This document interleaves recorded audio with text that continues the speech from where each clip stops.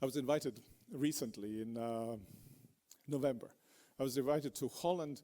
There is a Nexus Institute, an institution called Nexus Institute. They put up this extraordinary conversation of public intellectuals in an opera house. And there are 1,500 people in complete darkness.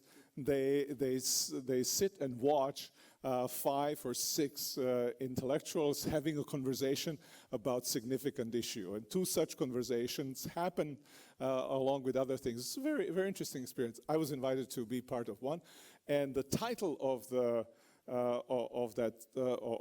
that event was "What Will Save the World?" Small topic, huh? And so I was supposed to talk about what is the main defect of modern civilization. Because to know what will save the world, you have to know what the world needs to be saved from. And so my argument was, well, I won't tell you the whole argument.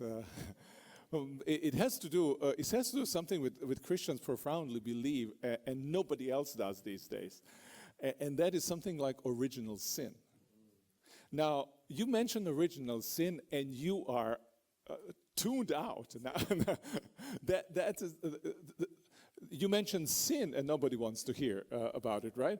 And then you slap on the sin something original, right? And then you say, no way am I going to go that direction.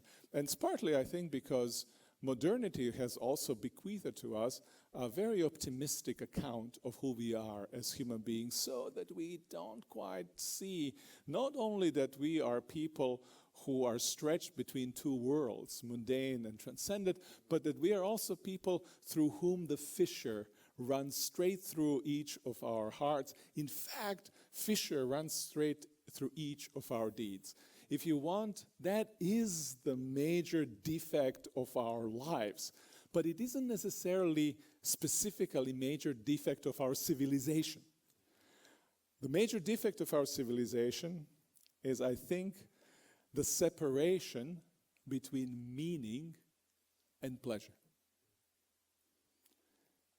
Thinking as if bread alone can give us meaningful life, and pleasurable life for that matter.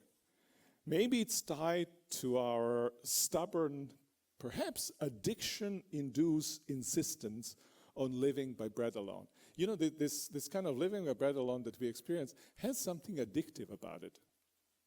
Almost signs of addiction. We have to do more and more of it. We have to up the antes in order to get what we are seeking for from things.